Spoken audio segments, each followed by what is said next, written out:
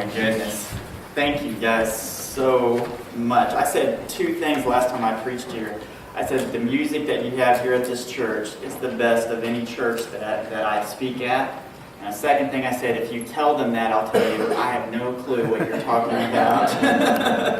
I absolutely love it. I actually even used to fill in here quite a bit before Danny decided to, and somebody just told me that's like 2 years ago. I was like, wow. Before he took over, and he just doesn't take Sundays off. So when he called me, I was like, you bet, I'll be glad to fill in for you. We are going to be in John chapter 12. And I'll give you a quick update. My name is Aaron Allen. For those of you who don't know me, I'm a counselor here in the area, and I cover quite a few, about 6 different school districts, so I'm kind of all around the place. And since it's been a while since I've been here, I'll give you just a quick update on our family before I get to the message. We have I think, at least a couple of years ago, my wife and I had struggled about 17 years with infertility. We got to adopt our first little boy about a year or so ago. His name is Jaden. His mama dropped him off the police station, said she didn't want him, and they gave him to us, and we want him. Then we got to adopt a second little boy. He was born on meth, and we got to see him go through all those withdrawals. But he's doing great now. So Jaden's 2, he's 1. We got a little foster baby, Sammy, who we're going to get to, looks like more likely, we're going to get to keep. She's 10 months old, and we're about ready to get a newborn this week. So, yeah. So we've got a lot going on. Listen, you go to Walmart and you order them, and they just send them to you. No, and I do want to just put in this plug, though, before I start the message, and this is in all seriousness. If you have ever thought about being a foster parent, now is the time to do it, because Poplar Bluff Hospital, they don't mess around anymore. If the mom tests positive for drugs, they pull the baby at birth. Right now, there's 350 kids in foster care and 35 foster care homes in the 2 counties here from Poplar Bluff and Doniphan. So if you ever thought about it and ever thought, man, it'd be cool to have a new one, you can. And so if you need to know how to get set up with that, talk to me afterward, and we'll get you set up for the classes, and you too can have a newborn coming your way. Not all of them are newborns, I understand that, but they're pulling them left and right. In fact, they're sending them out of county because there's so many of them, But I like it because it used to be that they just postpone the inevitable. You know what I mean? If they're going to do it when they're pregnant, they're going to keep doing it. So they just decided to take care of it and handle it differently than they did before. So I want to talk to you about the most hated man in the Bible. Does anybody know who the most hated man in the Bible was? Here's your best guess. He was a traitor. He was despised. He was Judas. I want to talk to you about him today. And when you think of the word Judas, we usually think of traitor. We usually think of someone who, turned against Jesus. And he made it worse because he pretended to be one of Jesus. Now the Pharisees, we don't consider them traitors because they didn't like him from the beginning, and they made that clear, But he was a traitor because he was close to them. And some of you may have had someone that betrayed you, and the reason why it hurts so bad is because it was someone close to you. Someone who's not close to you, it's still not that we like it, but it doesn't hurt us quite as bad. I don't know if you knew this or not, but if you live in Germany, it is against the law to name your child Judas. I don't know if you knew that or not. I even looked up the word Judas, like what's in a name kind of thing, and it means praised. And fortunately, he thought it meant praised to myself instead of to Jesus, but it means praised. Is what the word means. And then I looked up, how many kids are named that? And it has a little graph of all these different kids' names, most popular, all that stuff. It had 0. And what was funny is it wouldn't tell me why. It said, this is not the most popular name because of, various reasons, but it wouldn't give me the reason why. Does anybody know how many Judases there were with the 12 disciples? How many Judases were there among the 12 disciples? You're all staring at me strange. Like, why would you even ask that question? Because there's 2. Did you know that? You read Luke's account where he gives who the disciples are. His name was also Thaddeus. But it says Judas, son of James, and then Judas Iscariot, the one who betrayed Jesus. Almost like making a distinction, not that Judas. In fact, Jesus' brother was named Judas. And so despised was Judas' name that he changed his name. And he even wrote a book of the Bible. Does anybody know what book it was? It's named after him, the book of Judas. He changed his name from Judas to Jude because he didn't want to associate it. Could you imagine if we had a book of Judas? They're like, whoa, what's that about? You know, he changed his name because it was so despised at the time. So we're going to be studying about him. Have any of you ever seen the Last Supper that Leonardo da Vinci drew? Has anybody ever seen that? A lot of churches will even have a rendition of it, with Jesus and the 12 disciples standing around. Leonardo da Vinci drew that picture, and when he drew the face of Jesus, him and another painter were into this kind of rivalry with each other, and they just did not like each other, and he so hated this other painter that he drew his face on the face of Judas. And he started trying to work on the face of Jesus, and he couldn't do it. For some reason, he could never get the right look or what he wanted out of it. And he said finally it took him going back and saying, okay, I'm starting to feel bad about for all time drawing this guy I don't like, on the face of Judas. And so he erased that, and then all of a sudden he could work on the face of Jesus. I think there's a lot to be said for us too. If you spend your life so focused on the person you don't like, there's no way you're going to focus on Jesus. They're just not. You're going to give them way too much time, energy, and attention for Jesus' face to be clearly seen. And in fact, when he finally found a guy for the face of Jesus, he drew the face of Jesus, and he didn't have a Judas since he had erased the other. And it took him 3 years to finally find a guy that could be the face of Judas. Just the right look, the right snarl, I guess you would say. And he started drawing his face, and he's like, I know you from somewhere. Who are you? And he's like, well, you drew me before. And he's like, I drew you before? It's like, when did I draw you before? He's like, I was the face of Jesus 3 years ago. He's like, how did you go from the face of Jesus to the face of Judas? And he said, sin.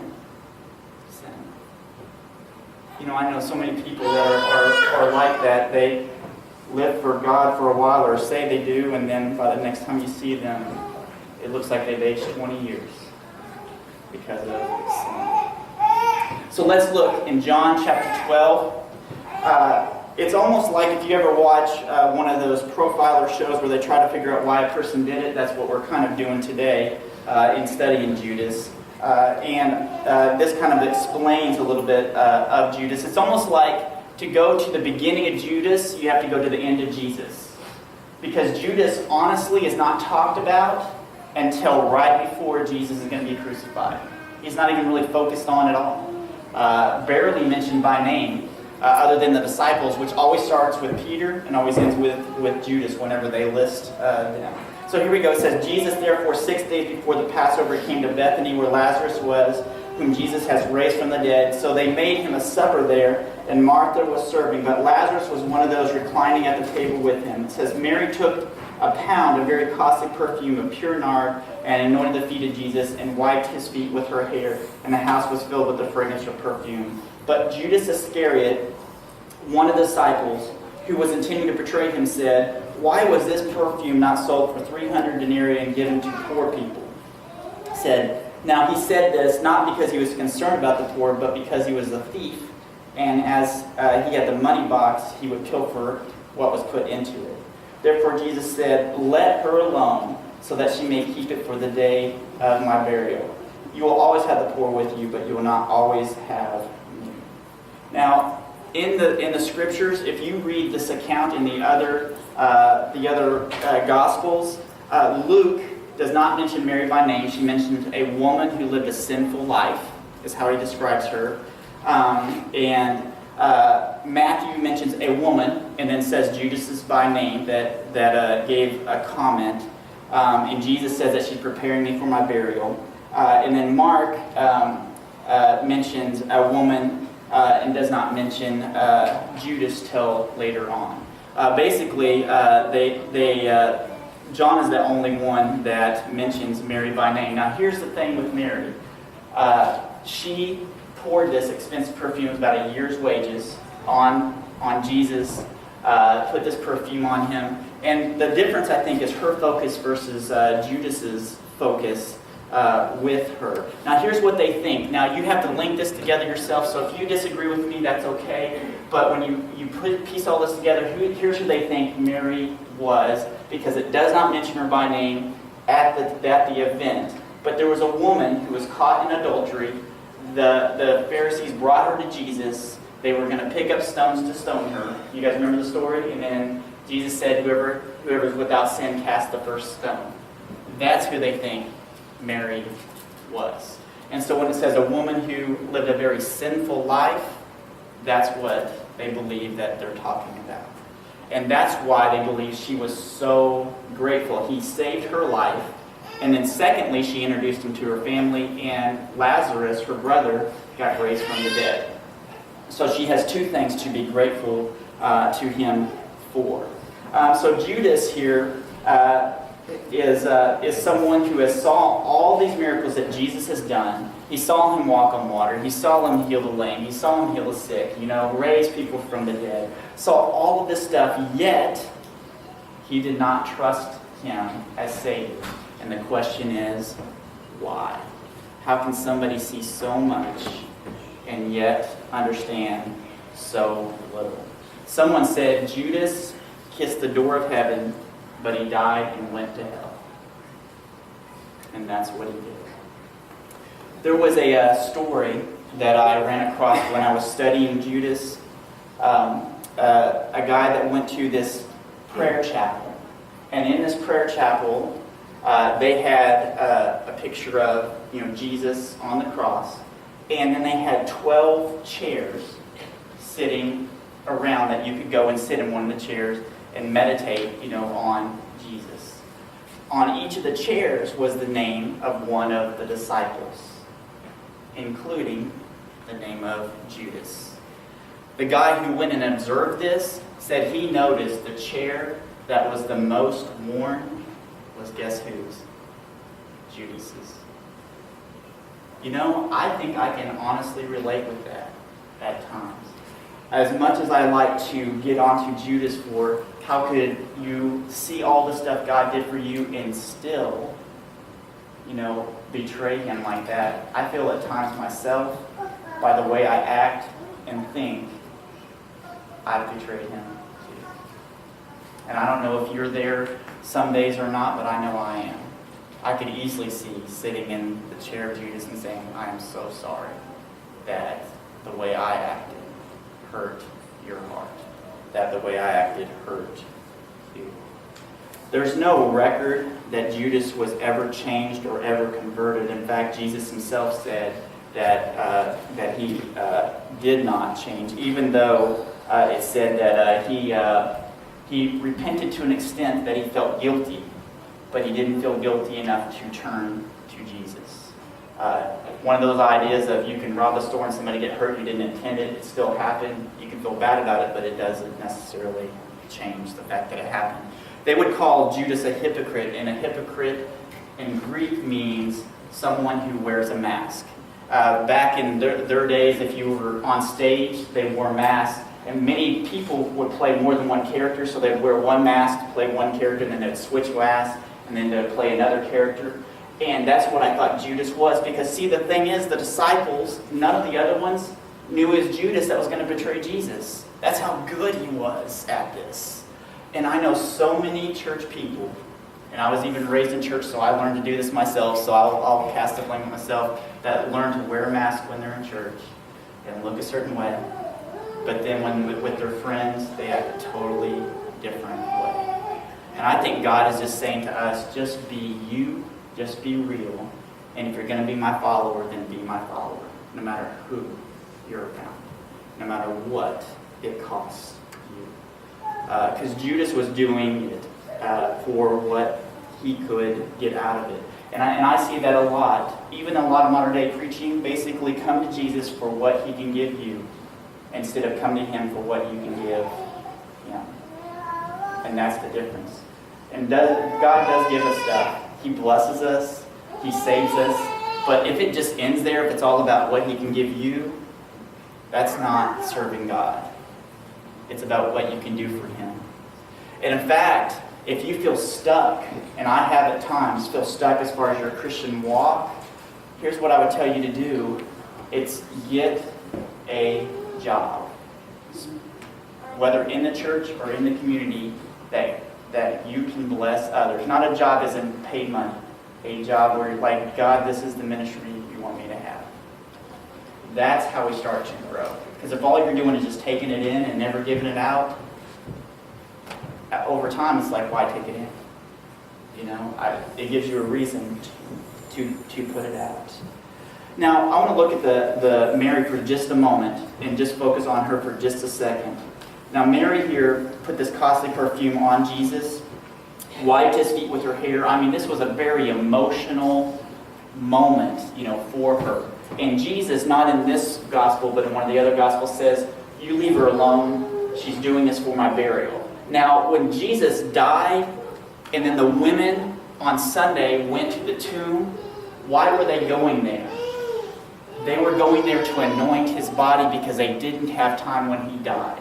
So in other words, if Mary had not done this when before he had passed away, it would not have been done.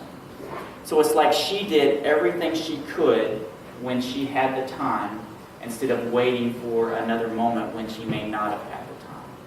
And I think that's what God is telling us is, I want you to do everything you can with the time you have because you're not promised another time. I know there was a story I came across and this teenager wanted to play a prank, and so what he did is he got up on a bridge, had a turkey, and he threw the turkey off the bridge. A car was coming underneath the bridge right as he did it. It hit the car, smashed into the windshield, caused the car to wreck. The lady hit into this bridge. She was like in intensive care for months, had about 9 months of surgery, all this different stuff. This kid, of course, went to jail, and they had the trial of him. And the judge, whenever it came time, because he was found guilty, obviously, when it came time to sentence him to 6 months in jail, which was the least amount of time he could possibly give him. And everybody in the courtroom was like stunned, like, why would he give that to him? Everybody was stunned except for Peggy, who was the person who was driving that car. The reason why the judge gave him that sentence is because she asked him to. She came to the judge and said that she wanted him to be given a second chance and another chance at life. And she even went up to him and said, I forgive you for the things that you have done, and I'm willing to give you a second chance. Judas, I think, truly would have been given a second chance if he would have chose to do it, because Peter denied Jesus, and Jesus gave him a second chance. And if you feel like you've denied him, he's willing to come to you and say, I'll give you a second chance too, if only you'll take it. Really, until our last breath, God offers that invitation to us. And I tell you, just like Mary, if that's who she was, the woman caught in adultery, sometimes people who live that kind of rough lifestyle, I think, make some of the best Christians when they get saved. It's almost like all that energy that they had towards doing wrong, like switches, and it's energy towards doing right. I had a friend of mine, his name was Crazy Preacher, and I think before he was saved, he was just called Crazy, but they just added the preacher part at the end. He was one of, he just sold drugs a lot. He never did get caught, he said.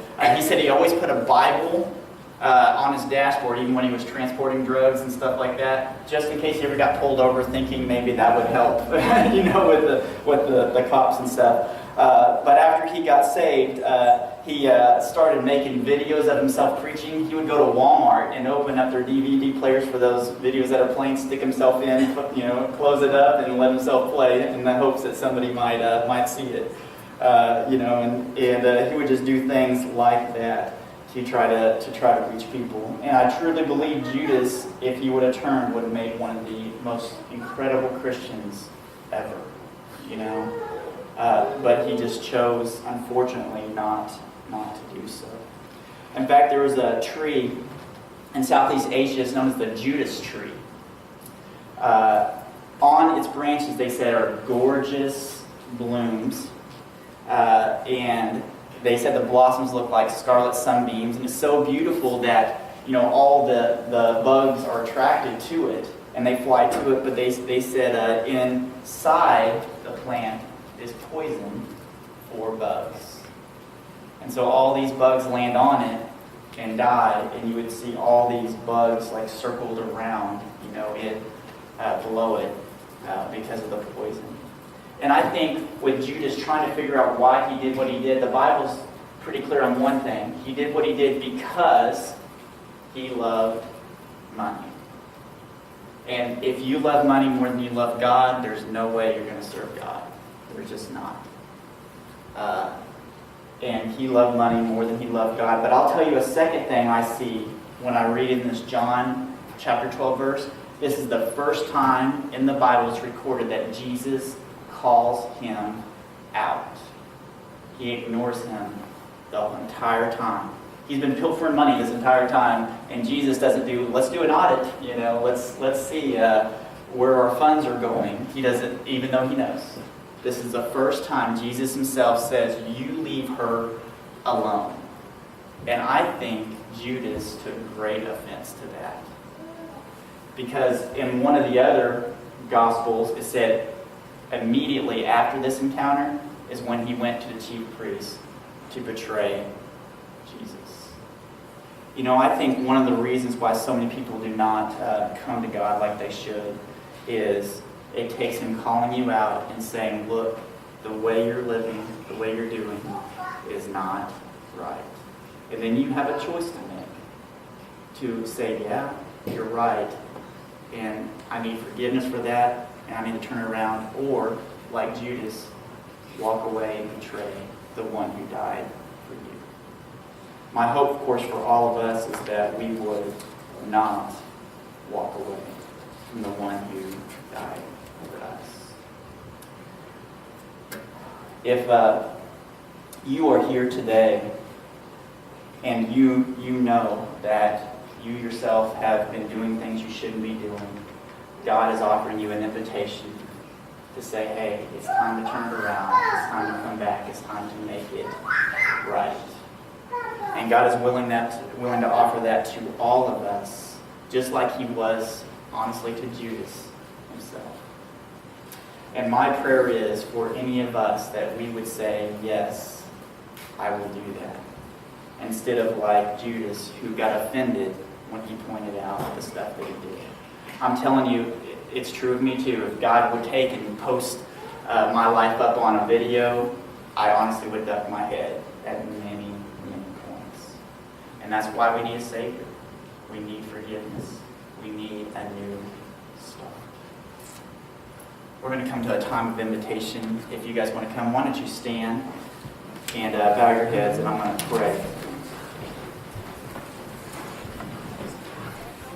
Let's bow our heads. God, I just ask you today that you would just come and be here with us. And really, God, just as we've seen with Judas, my prayer is that if any of us have sat in that chair and said, I relate, I know I've betrayed you, and I know I need to make this right, that today be the day that we make it right. God, I pray that there's no holding back, no hesitation, and that if you are speaking to someone, that they would respond to you today. God, thank you. Thank you for reaching down and for loving us. Amen. These altars are open if anyone feels led to come and pray. I'll be standing up here if you would like anyone to pray with you. But just don't walk out of this building the same way you came in. And if God's just moving on your heart, you respond to it however you need to respond to it.